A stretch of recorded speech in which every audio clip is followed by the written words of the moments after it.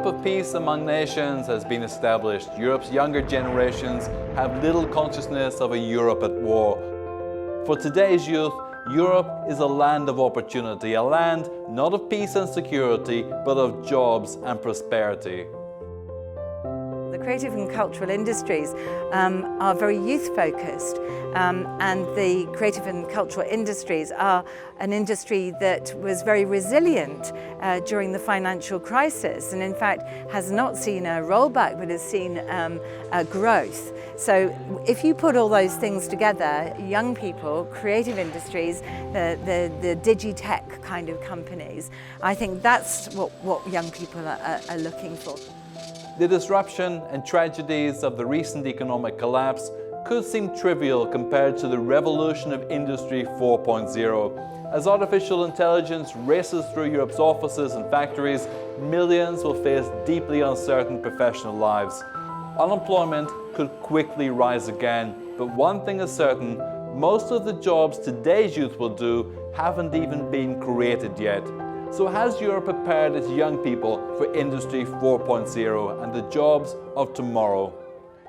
Of course, for Stuttgart it would be a great thing to have more electric cars and something, but I don't see my future in engineering, but we all should be engaged in something like that. They talked about internet and fast internet, and something like this is very interesting for us young people, and I think it's a sign that the adults here understand us young people. Io credo che le conquiste tecnologiche sono delle conquiste dell'umanità e sono straordinarie perché per la prima volta noi abbiamo la possibilità di liberare milioni di uomini dalla noia di un lavoro banale, di un lavoro ripetitivo.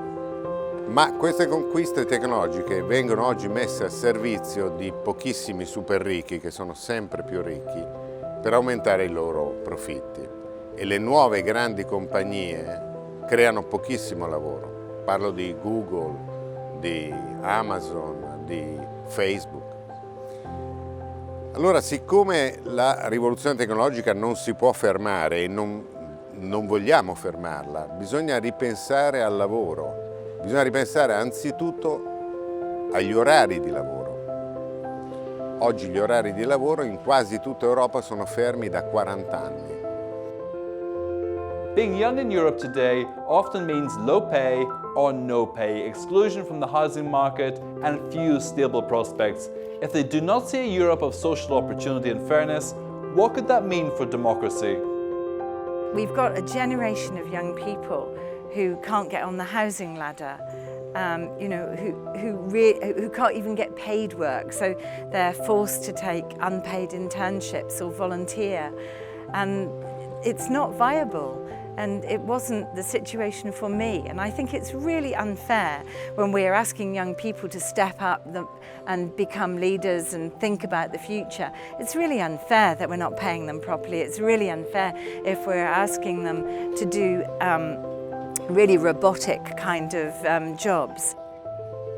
Hanno trionfato delle politiche che sono molto egoistiche, molto nazionalistiche, che stanno preparando il terreno al ritorno al nazionalismo in tutta Europa. How do young Europeans see the European Parliament? Do they actually identify with an institution outside their home country? All important decisions for our future are made here. The European Parliament has a lot of might, maybe into our decisions that are made in the countries, and we should probably be a lot engaged in things that happened here. I think they should be a bit more powerful, because in Germany they are sometimes like, if you don't do anything in your national country, then you go to Europe. I think they should have more power and be sometimes not that soft. Erasmus has been one of Europe's most successful instruments of education and integration. Its structure, range and funding are going through another round of development with a massive budget increase likely. Programme Erasmus Plus est très important pour tous les jeunes hommes en Europe. Nous proposons surtout d'augmentation de budget, d'augmentation, participation des jeunes hommes dans ce programme.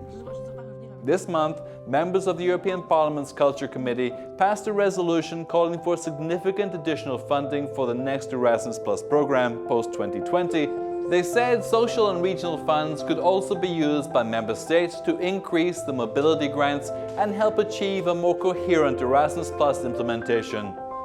Europe's nations have built a resilient union. The wars of centuries lie buried beneath treaties, but the roar of populism continues to mock a Europe at peace with itself.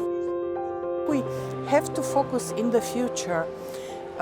If we want to be a real union and not a gathering of 28 and then 27 member states, if we want to be a union, we need to show more solidarity, more interest on a type of equivalent education from very early stages, also on the health that we provide for our citizens.